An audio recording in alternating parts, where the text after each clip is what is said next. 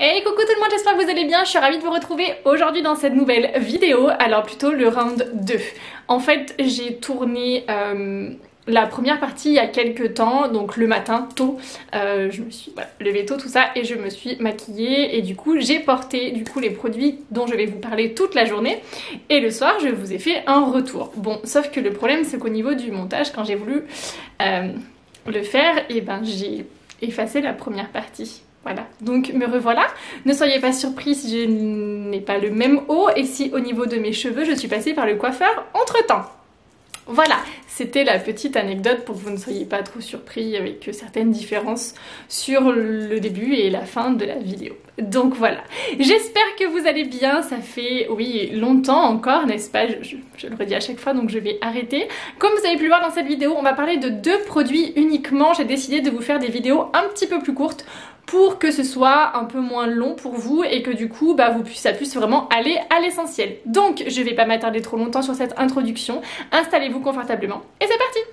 Donc comme vous allez pouvoir le voir dans le titre, c'est donc sans surprise que je vais vous parler d'une base et d'un produit de teint qui est tout simplement la base de chez Origine, qui est la base rafraîchissante perfectrice à l'épilobe et du fond de teint de chez Estée Lauder, le fameux Double Wear qui est comme ceci. Voilà, donc on va commencer par la base. Je vais également en fait vous les appliquer pour que vous puissiez voir un petit peu la différence et je vais faire sur la moitié du visage. Alors sur les bases généralement c'est pas franchement très flagrant, mais du coup sur les fonds de teint vous allez vraiment pouvoir bien vous rendre compte de la couvrance et du coup de la différence qu'il y a. Voilà, j'avais envie de faire ça, donc on ne rigolera pas parce que du coup ça va être assez comique, vous allez voir. Donc quoi vous dire sur cette base? Donc c'est une base en fait qui est, comme son nom l'indique, rafraîchissante.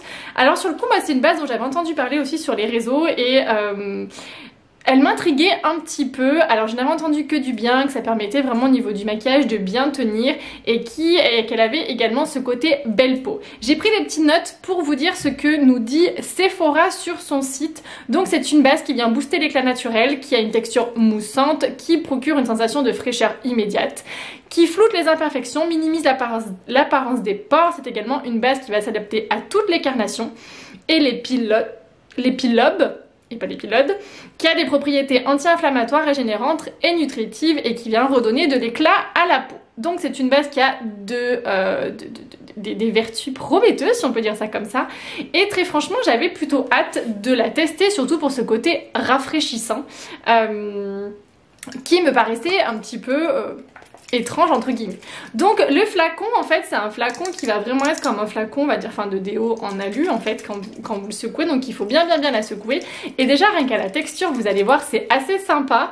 Alors j'espère, voilà, je vais essayer de bien viser pour que vous puissiez voir déjà le bruit et la texture de la mousse quand je vais la faire sortir. Et regardez-moi cette jolie petite mousse, si elle n'est pas juste trop belle. Alors je vais zoomer un petit peu, ne prenez pas peur. Voilà, sympa. Pour voir si vous puissiez voir quelque chose. Donc cette base, moi ce qui est le plus surprenant, c'est son côté vraiment rafraîchissant. Franchement, c'est pas un mythe. C'est quand vous la mettez, bon là j'ai attendu un petit peu, mais limite vous avez froid. Enfin je sais pas comment dire. Moi qui crains, mais limite ça vous glace en fait la peau. Enfin c'est assez marrant.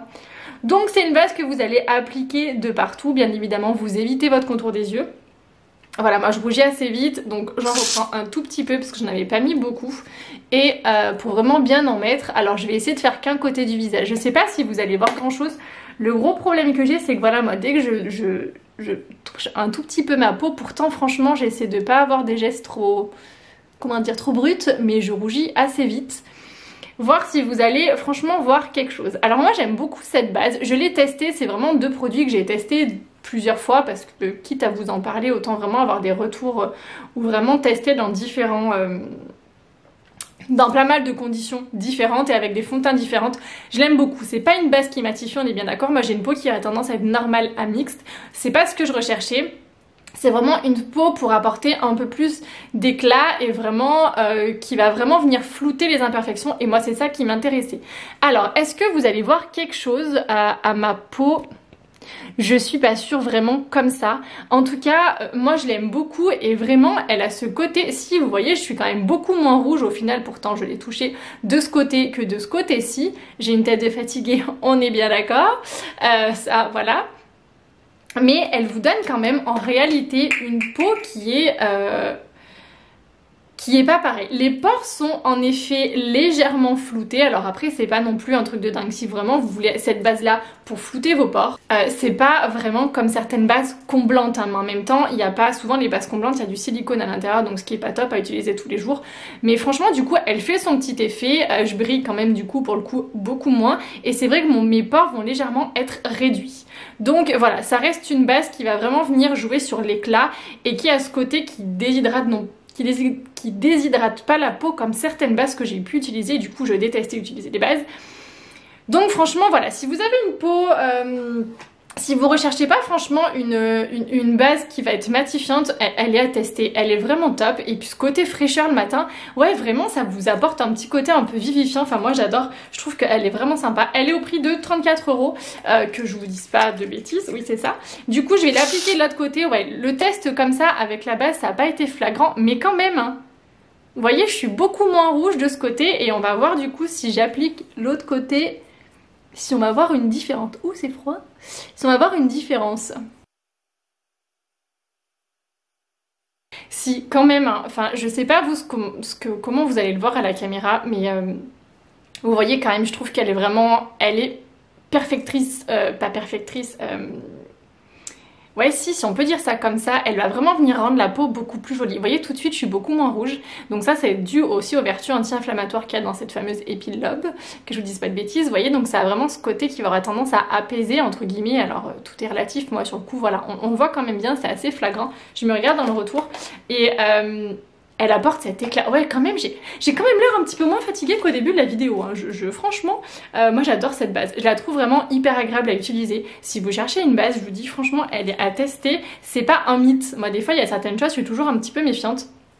Mais vraiment, moi je suis extrêmement fan de cette base et je l'ai testée parce qu'il y avait une youtubeuse qui faisait que d'en parler. Et du coup je me suis dit pourquoi pas, j'en cherchais une, voilà, je suis dans mon lancé d'où je teste des bases, où j'ai envie d'en essayer, et surtout c'est qu'en fait les fonds de teint avec les masques tiennent vraiment vraiment mieux.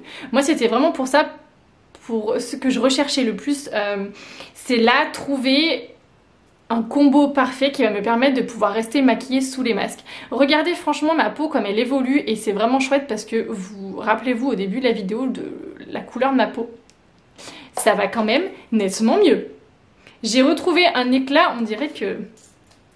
Voilà, limite je peux sortir comme ça, limite.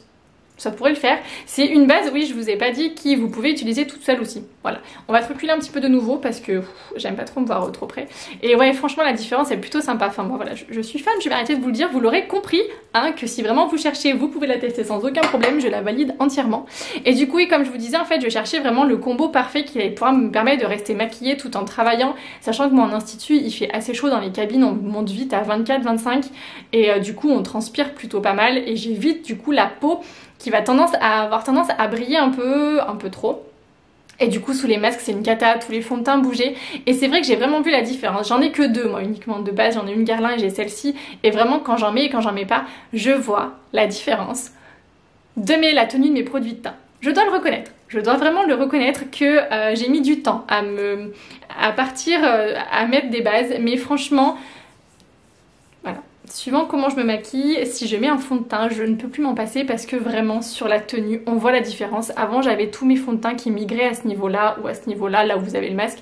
Et là, franchement, beaucoup moins. Donc voilà, vous l'aurez compris que cette base, pour moi, c'est un gros top de ce début d'année que j'ai pu tester depuis un petit moment et que je la valide vraiment beaucoup et à 300%.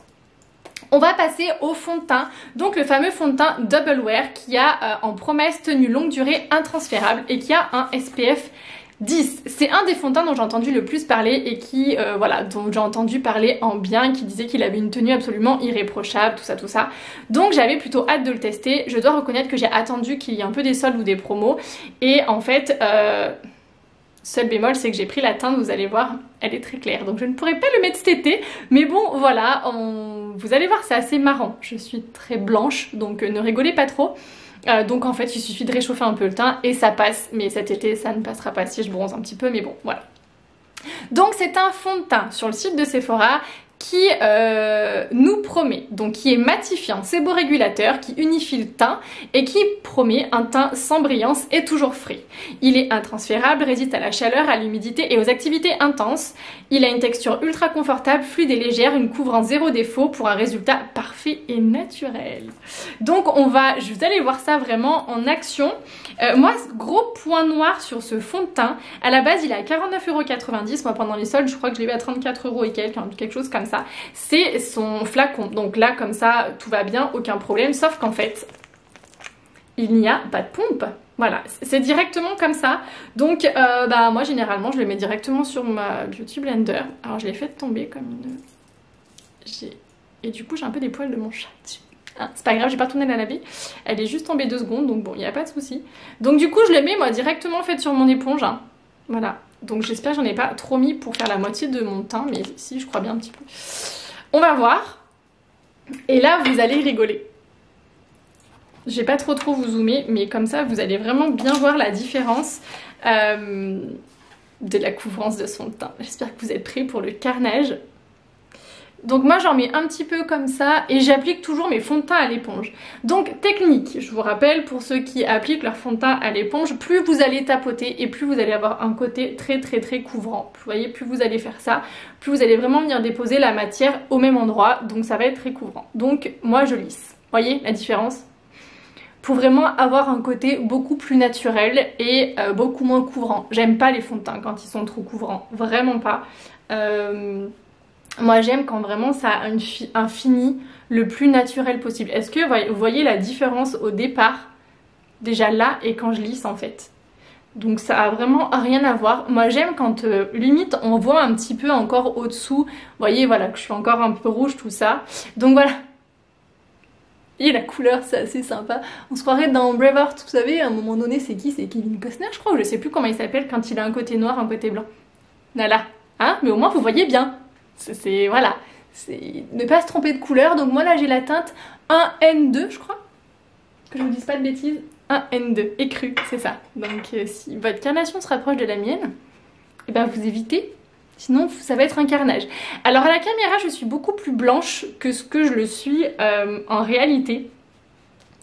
C'est un peu moins flagrant en fait, ça se fond un peu plus.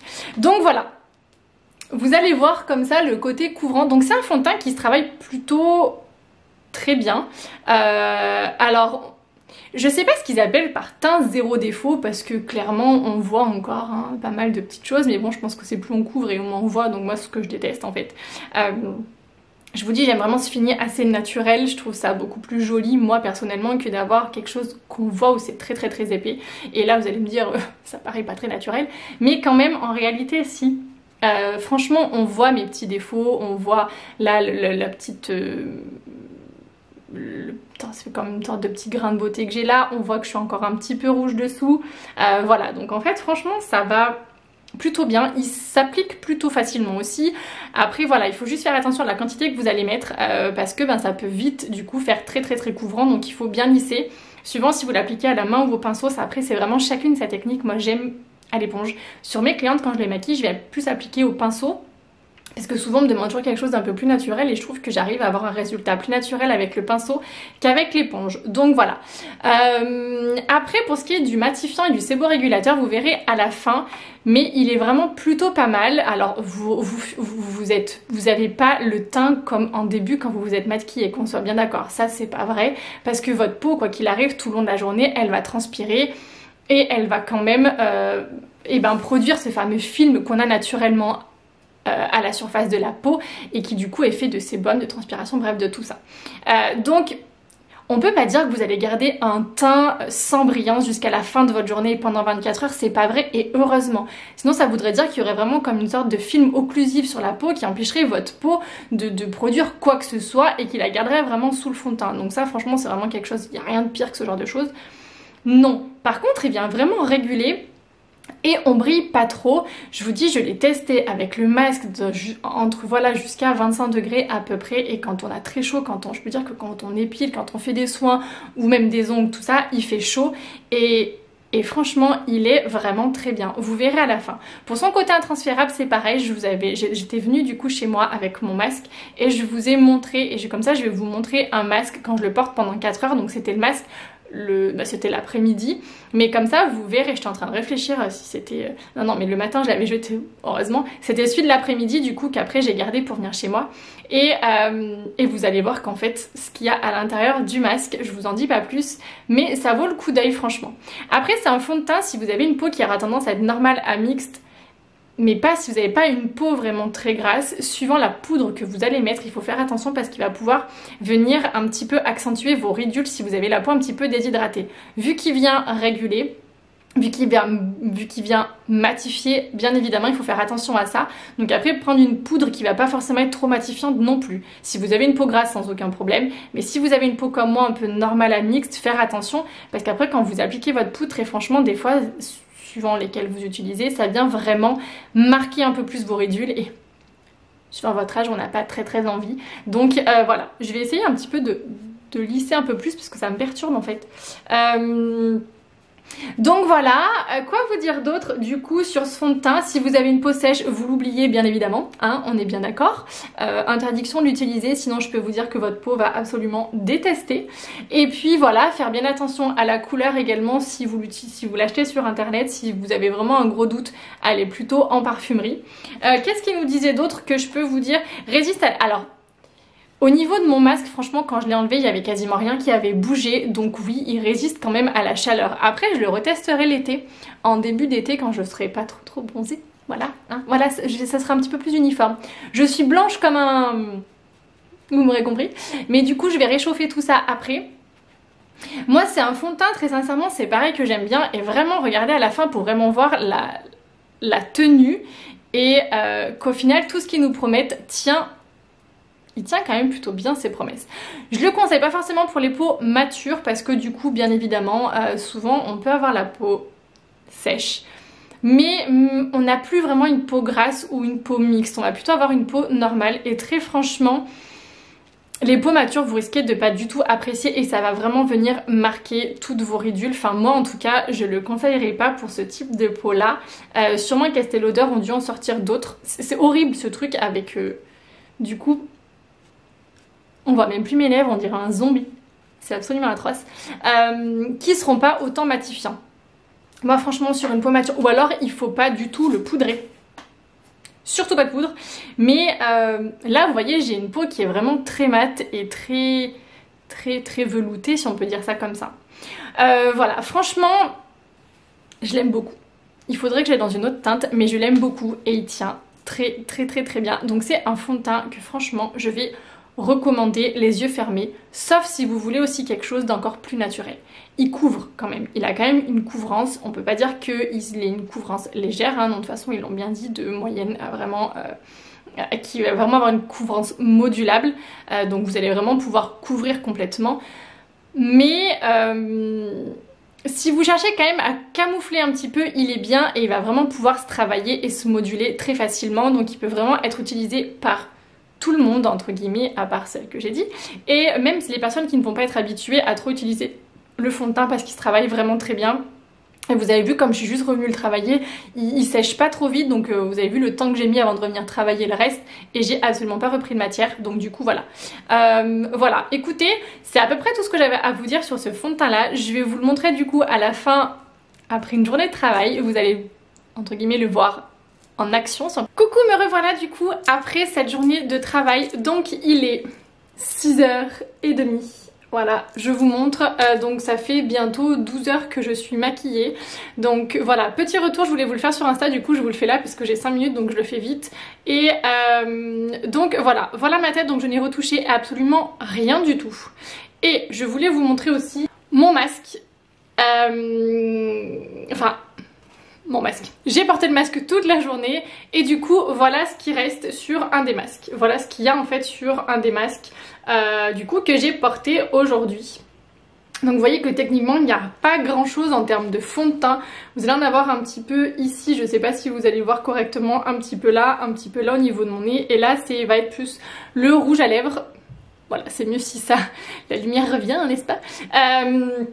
Donc vous pouvez voir que le rouge à lèvres, je n'en ai pas remis. Après j'ai pas beaucoup mangé aujourd'hui, je dois reconnaître que j'ai pas eu trop le temps et j'ai mangé uniquement des choses entre guillemets secs et non pas de gras, donc d'où le fait qu'il soit toujours resté. Mais en tout cas avec le masque il est toujours là et ça c'est top. Alors il a un peu à des moments bavé, donc quand j'enlevais un peu mon masque je passais un petit coup histoire de rester quand même un peu présentable même si personne ne le voyait. Mais du coup voilà. Et en termes de teint, je sais pas si vous voyez du coup au niveau de la brillance, ça reste pas dingue, enfin c'est pas... Vous voyez je brille quand même, donc là c'est pas de l'highlighter, c'est vraiment le côté que j'ai la peau qui brille un peu. Si je fais ça, ouais, je sais pas si vous allez voir, j'ai le doigt... Voilà, vous voyez j'ai le doigt en fait qui brille un petit peu. Là également c'est pareil, je sais pas si vous allez bien voir si le côté un peu plus mat, mais pareil également j'ai le doigt qui brille un petit peu. Donc on n'est pas sur du 100% mat, on est bien d'accord. Vous allez quand même avoir une petite brillance, surtout que j'ai eu chaud. Il a fait chaud dans l'institut, très chaud même. Enfin très chaud, voilà. Donc ne vous attendez pas à rester aussi mat du matin au soir. Ça c'est pas possible, mais ça reste relativement correct. C'est-à-dire que si j'avais une soirée à continuer, très franchement je me repoudrerais légèrement parce que j'aime bien quand c'est un peu plus mat. Et histoire que j'arrive pas en état catastrophique à la fin de ma journée, à la fin de la nuit, si j'avais à sortir après. Bon là c'est pas le cas, mais voilà. Mais en tout cas rien à bouger. En termes de fond de teint au niveau du nez, je vais zoomer, vous allez avoir mon nez en gros plan.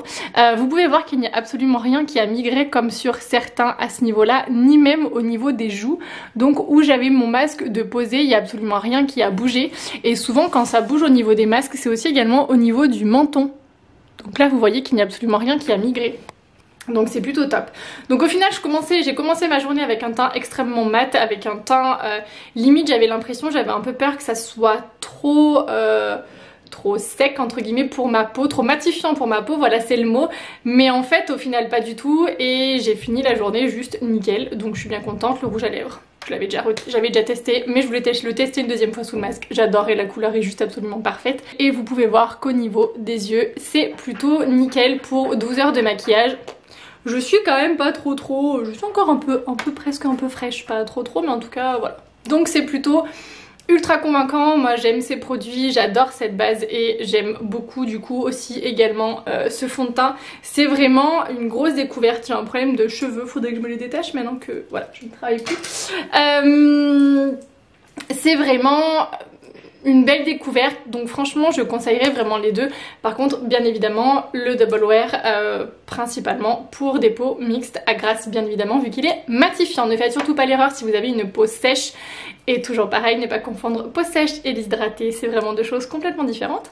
Parce que si vous avez une peau sèche, vous n'allez pas du tout l'apprécier. Voilà.